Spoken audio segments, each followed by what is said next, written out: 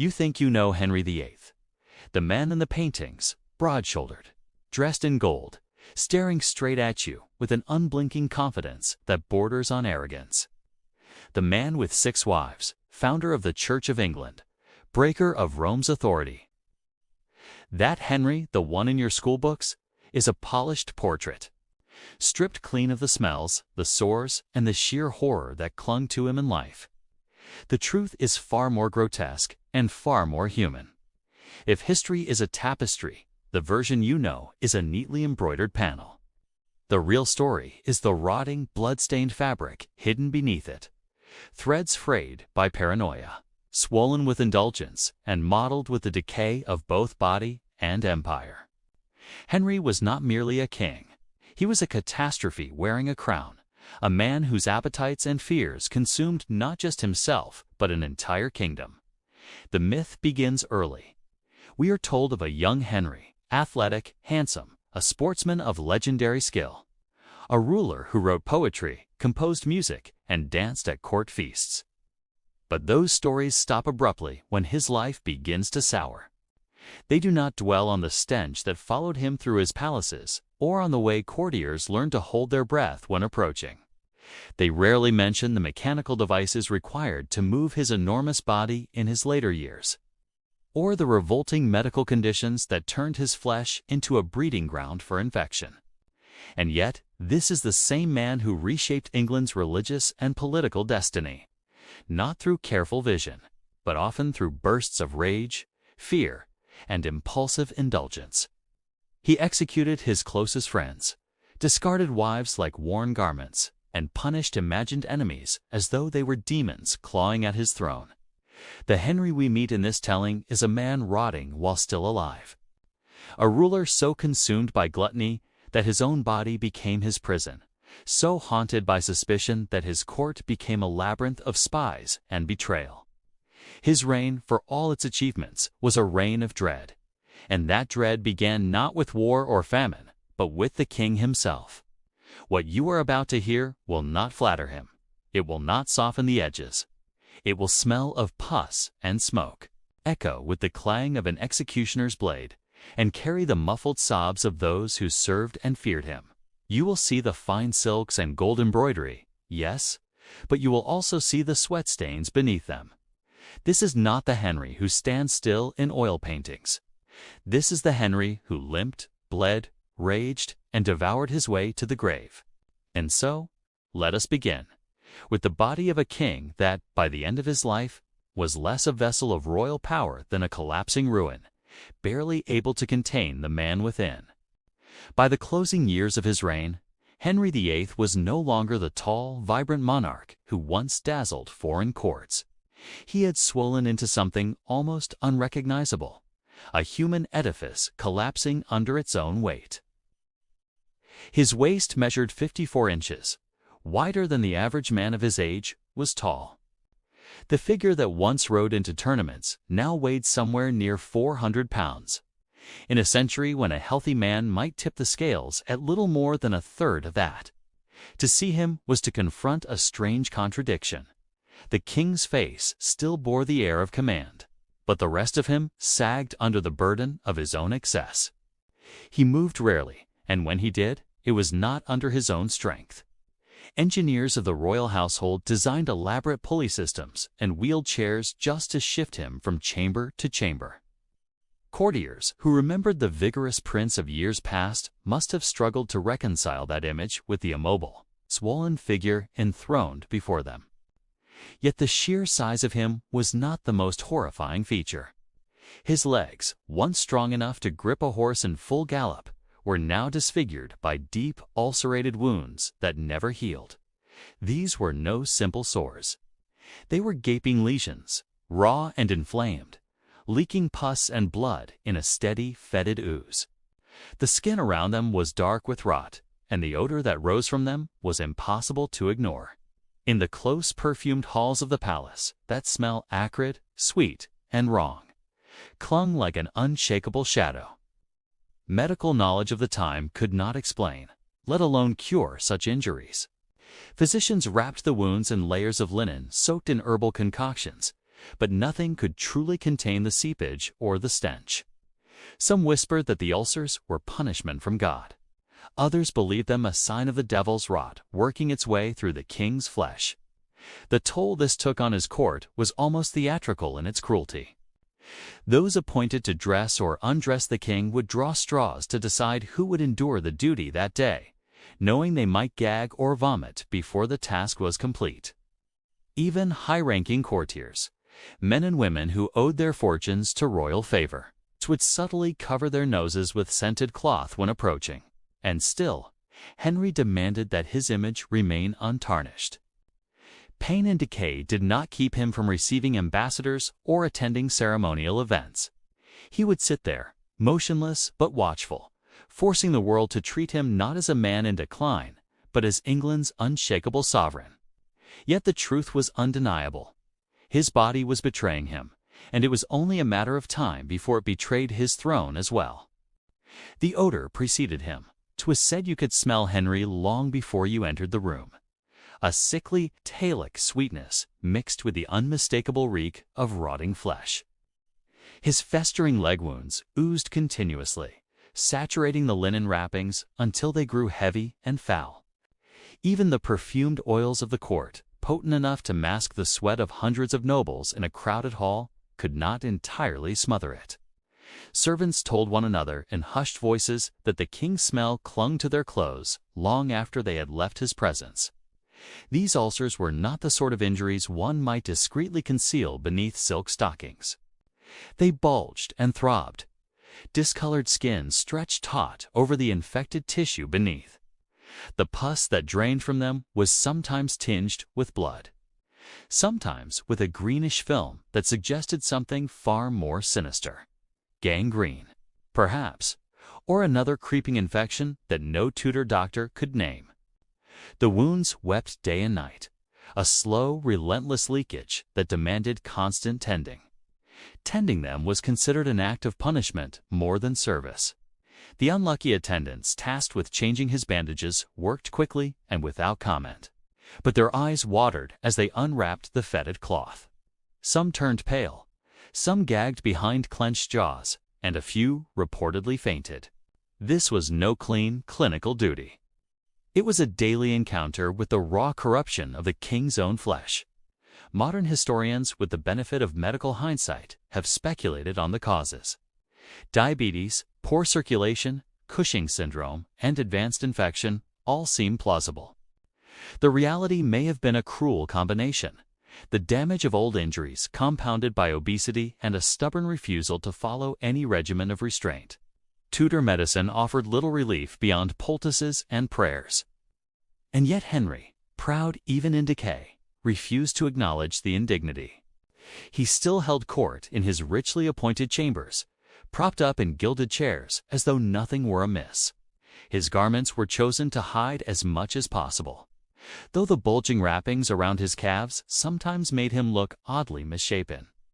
Courtiers still knelt before him, though some did so with a perfumed kerchief clutched discreetly at their lips. To the common people, the details were hidden. Official portraits never showed the sores, the swelling, the stiffness of limbs. But in the palace, there was no escaping it.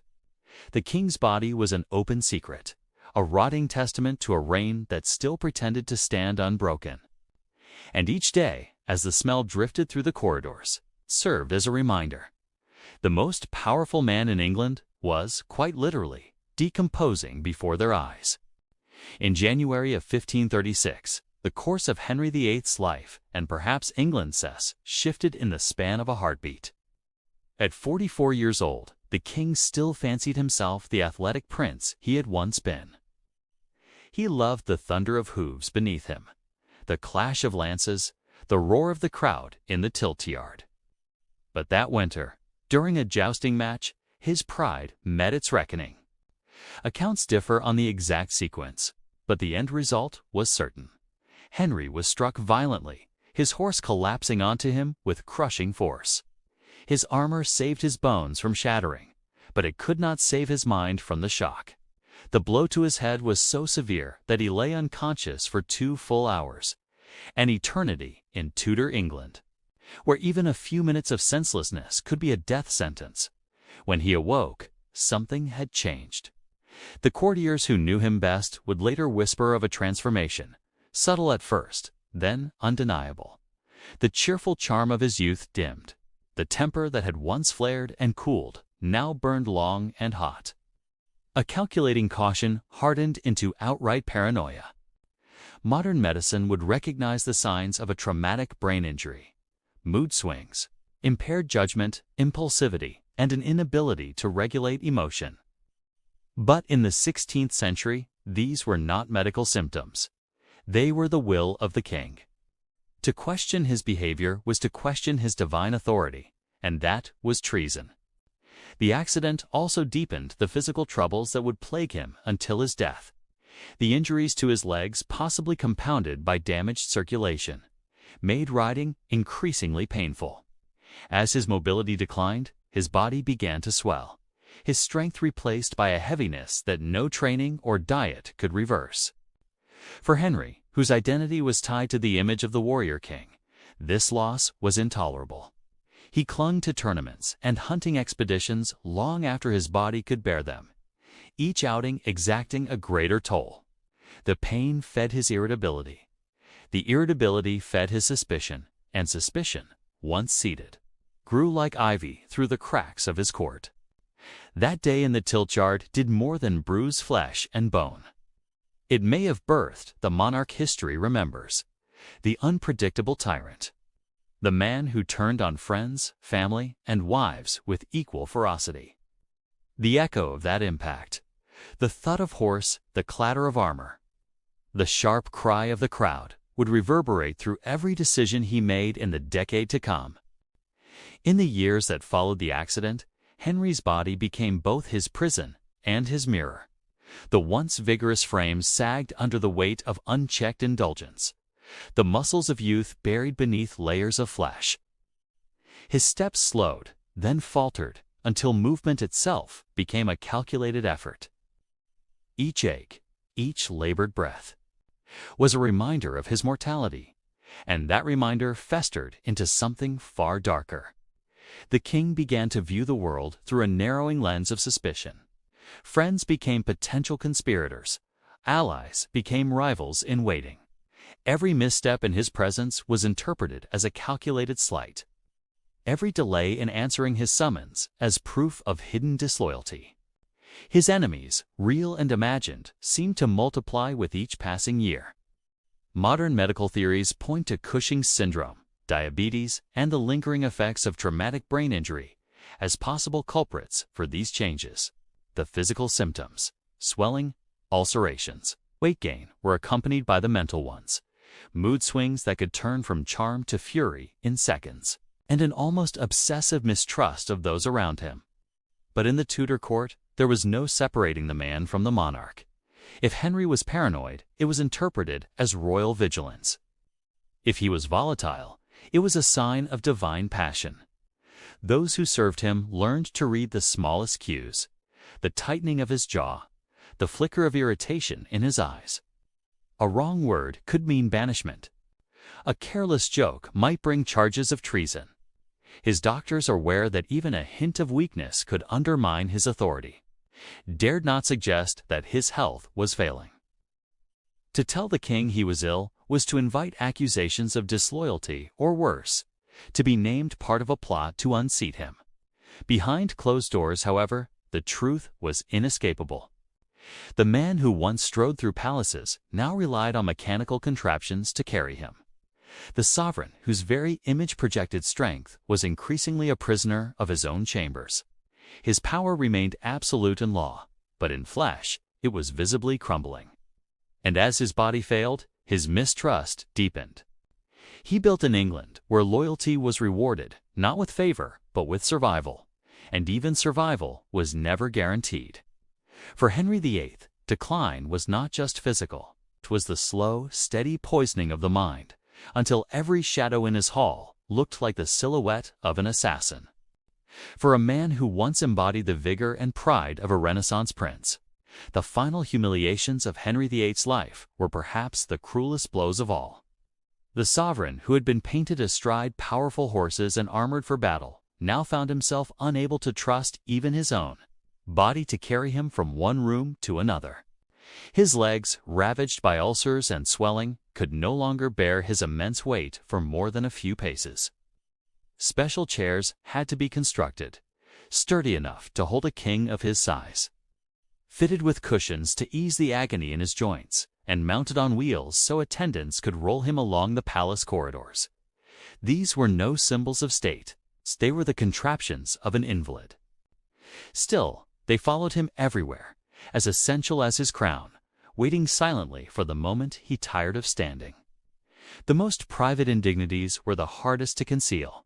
In his last years, Henry's control over his own body waned.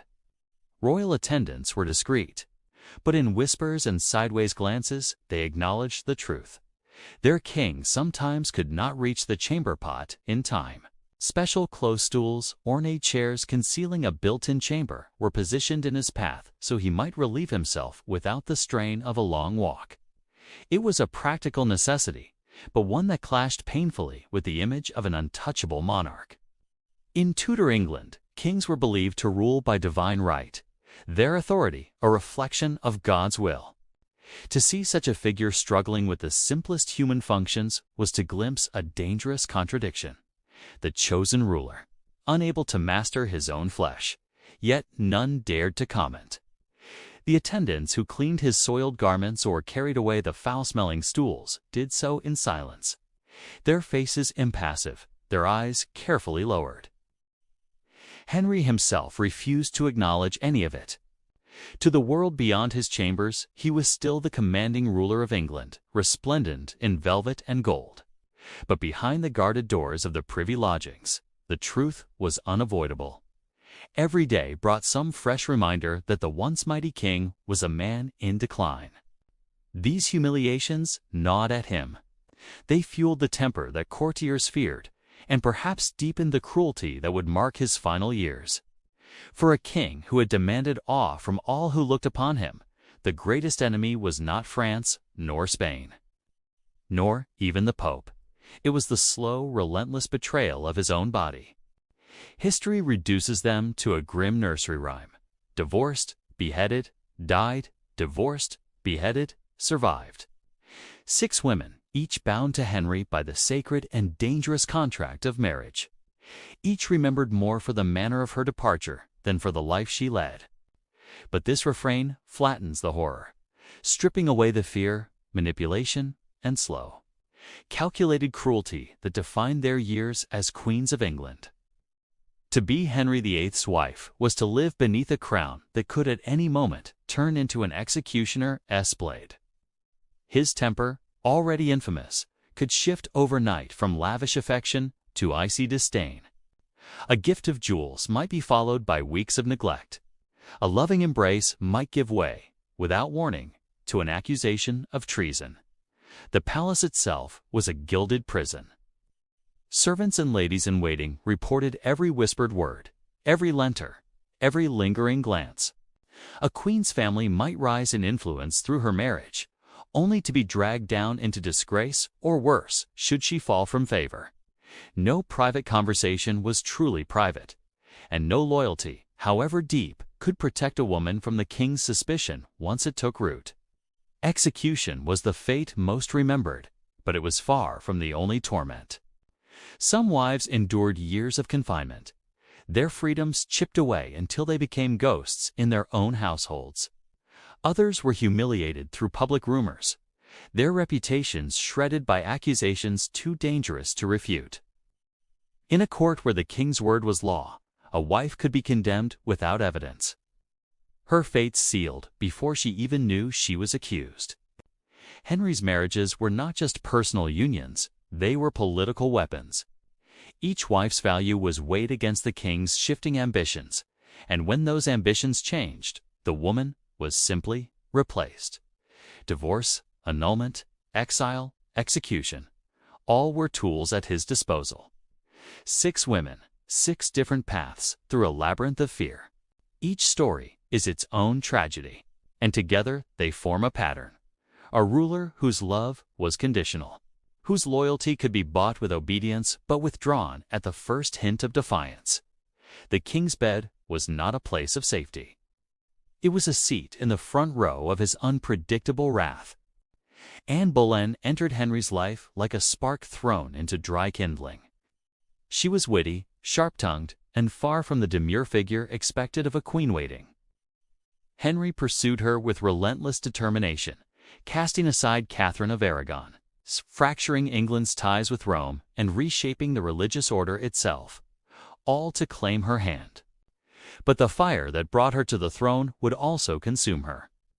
By 1536, just 3 years after her coronation, Anne's position had become precarious. She had failed to give Henry the son he so desperately wanted, and her enemies at court, many of whom had seethed since her rise, were ready to pounce. What followed was not simply a fall from favor, but a carefully staged destruction. Henry did not merely decide to end the marriage. He set in motion an elaborate frame-up designed to annihilate her reputation before taking her life. Accusations of adultery and treason were whispered into official records, and names began to surface. Musicians, courtiers, even her own brother, George Boleyn. One by one, these men were arrested and dragged before interrogators who made certain they would confess, not through persuasion, but through the agony of torture. The cruelty did not end with their confessions. On the day of their executions, Anne was forced to witness the deaths. She stood, pale but unbowed as 5 men, friends, allies. Her own blood were put to death for crimes she knew were invented. Their beheadings were not swift mercies, but public statements. This is what happens to those who fall from the king's favor. When her own time came, the stage was set with chilling precision. Henry arranged for a French swordsman, believing it a kinder end than the English axe. But the psychological torment was already complete. She had been stripped not only of her crown, but of her dignity, her friends, and her very identity in the eyes of the court. Anne's downfall was more than the execution of a queen. It was a demonstration of the machinery of fear that Henry had perfected. In destroying her, he proved that no bond, not marriage, not love, not the monumental acts he had committed to possess her, could protect a woman from the king's will. And for those who remained at court, the lesson was clear. The path to Henry's heart was dangerous, but the path away from it was fatal. If Anne Boleyn's fall was a storm carefully engineered, Catherine Howard's was a swift and brutal execution of innocence. Barely in her late teens, Catherine was a cousin of Anne and a pawn of her ambitious Howard family. She caught the king's eye when he was already in physical decline, obese, ulcerated, and prone to foul moods, yet still hungry for the intoxicating flattery of youth. To Henry, Catherine was a restorative draught, a reminder of his own virility. To Catherine, the marriage was less romance than survival. She had no choice but to smile, flatter, and submit. But she was young, far too young to grasp the deadly seriousness of her position. At court, whispers began to circulate. Before her marriage, Catherine had been involved with other men. Worse still, she maintained contact with a former lover, Thomas Culpeper, even after wedding the king. Whether their meetings were romantic or merely foolishly familiar scarcely mattered. In Henry's eyes, they were betrayal. The investigation was merciless. Servants and confidants were interrogated under threat of death. Letters, some tender, some ambiguous, were seized as proof of her guilt. The scandal unfolded like a public autopsy of her private life, each detail laid bare for the court to dissect. Unlike Anne Boleyn, Catherine was given no chance to defend herself in a trial. The verdict was decided before she even understood the full weight of the accusations. She was taken to the Tower of London in the cold of winter, barely clothed for the chill, and left to contemplate her fate. Eyewitnesses say that on the morning of her execution, she asked for the executioner block to be brought to her cell, so she might practice laying her head upon it. It is a detail both pitiful and profoundly human. A frightened girl rehearsing her own death to spare herself a final moment of panic. When she stepped onto the scaffold, her voice was steady. She declared herself guilty of being the king's unworthy wife, a line that satisfied the political theater of the day. Moments later, the blade ended her life. Catherine Howard's death was not just the fall of another queen. It was the starkest example of how utterly unprotected a woman was in Henry's orbit. Her youth, beauty, and charm, the very qualities that had lifted her to the throne, became her doom. For the court, the lesson was grimly familiar. Henry's favor could raise you to unimaginable heights, but it could never save you from the drop. By the winter of 1546, Henry VIII was a monarch in name more than in flesh. The once towering figure, famed for his athleticism and martial grace, now lay trapped within a body that had become his greatest prison. His legs were grotesquely swollen, ulcerated, and oozing. The stench so powerful that attendants burned herbs in the royal chambers to mask it. He could scarcely mount the few steps to his bed without assistance, and even the most trivial journey across a room required the aid of several men. His temper, never gentle, had hardened into a weapon sharper than any sword.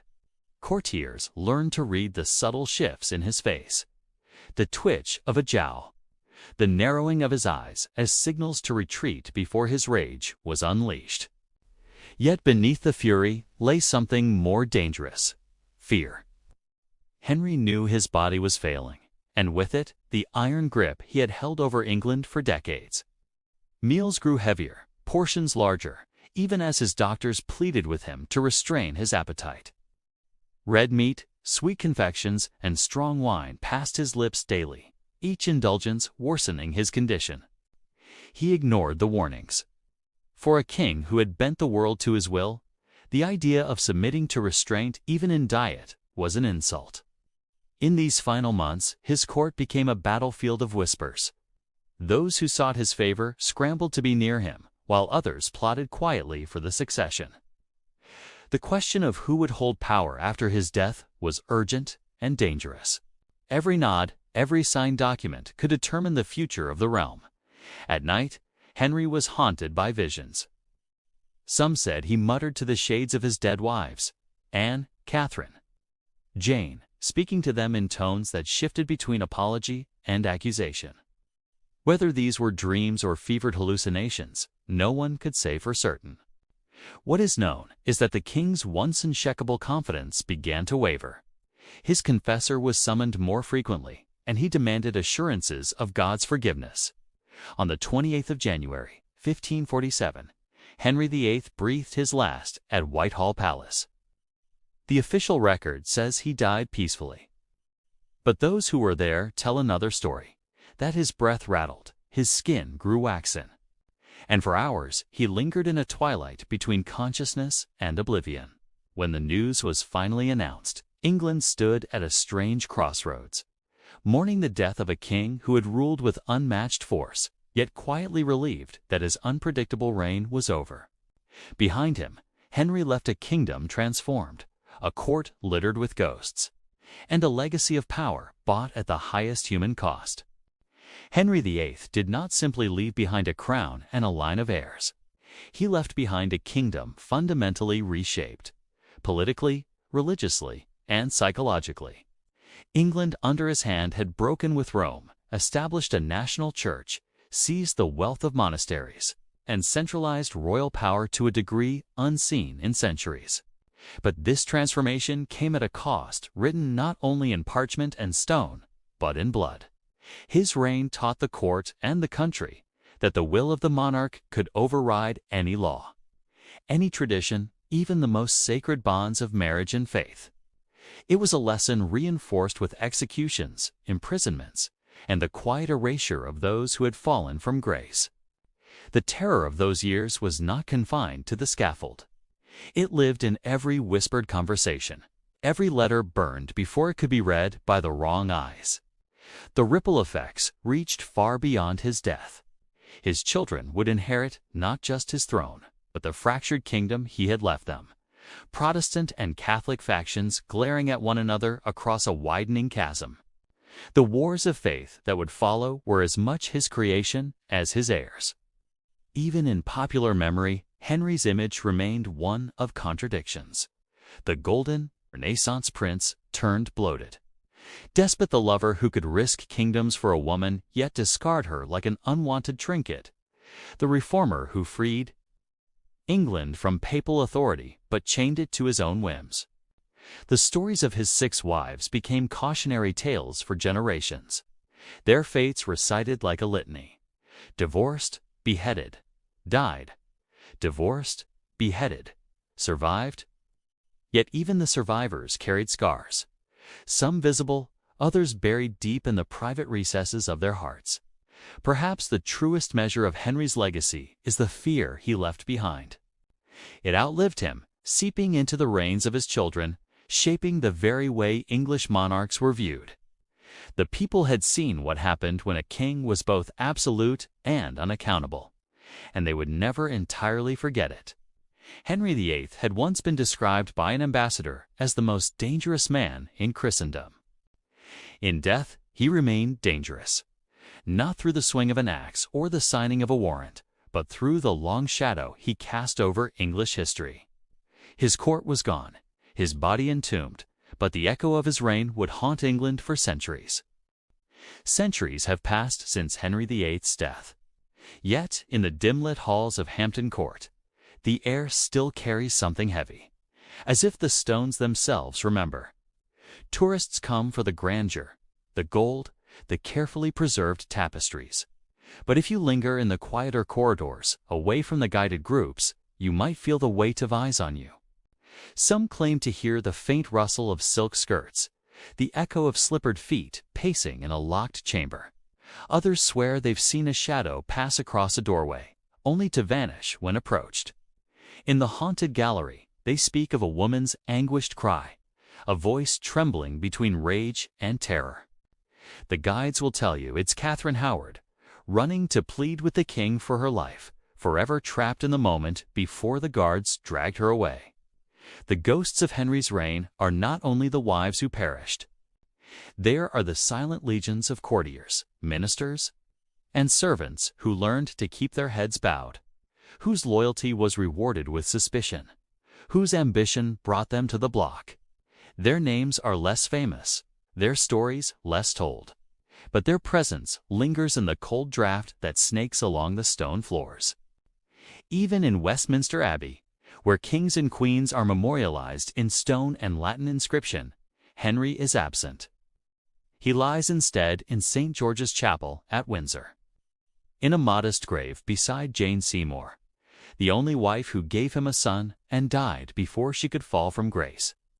The slab is plain, the space crowded, as though the man who once demanded the world be remade in his image could not secure a resting place equal to his ego. And yet, in a way, Henry needs no grand monument. His true memorial is England itself, its monarchy forever altered, its church forever changed, its history forever marked by the reign of a man who could charm, terrify, and destroy with equal ease. The whispers in the gallery are not just echoes of the past. They are reminders. That power, untempered, will consume not only its enemies, but its wielder. That love, when wielded as a weapon, can wound deeper than any sword. And that the ghosts of tyranny do not fade. They linger, watching, waiting, to see if the lessons they carved in blood will be remembered or repeated.